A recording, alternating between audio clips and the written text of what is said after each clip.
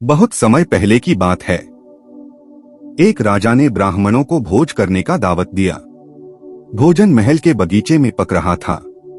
उसी समय एक चील अपने पंजों में सांप को दबाए वहां से उड़ रहा था।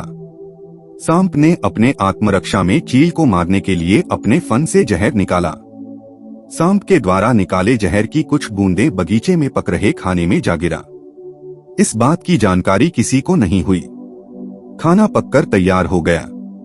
उस जहरीले खाने को खाकर ब्राह्मणों की मौत हो गई।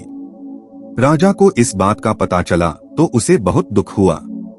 राजा ब्राह्मणों की हत्या के लिए खुद को जिम्मेदार समझ रहा था।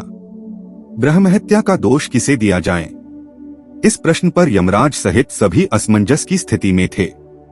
इस पाप कर्म का फल किसके खाते में जाना चाहिए? राजा, जिसको पता ही नहीं था कि खाना जहरीला हो गया है। रसोइये, जिसको पता ही नहीं था कि खाने में जहर किसने मिलाया। सांप, जिसने अपने आत्मरक्षा में जहर निकाला।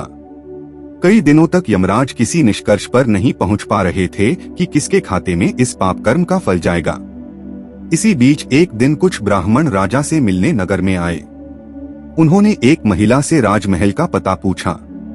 महिला ने पता तो बता दिया, लेकिन साथ ही साथ कहा कि जरा संभल के रहना, राजा ब्राह्मणों को खाने में जहर देकर मार देता है।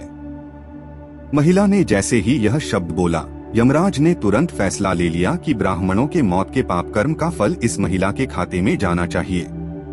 यमराज के इस निर्णय से दूत हैरान हो गए। सभी ने एक स्वर में बोला कि महिला तो इसमें कहीं से कहीं तक शामिल नहीं थी।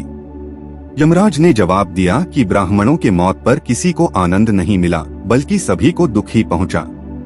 परंतु उस घटना की चर्चा करते वक्त उस महिला में आनंद का भाव दिखा, इसलिए राजा के अनजाने पाप कर्म का फल इस महिला को मिलना चाहिए। दोस्तों, इस वजह से हमें दूसरों की बुराई से बचना चाहिए, वरना किसी और के पाप कर्म के फल हमारे खाते में जुड़ जाता है।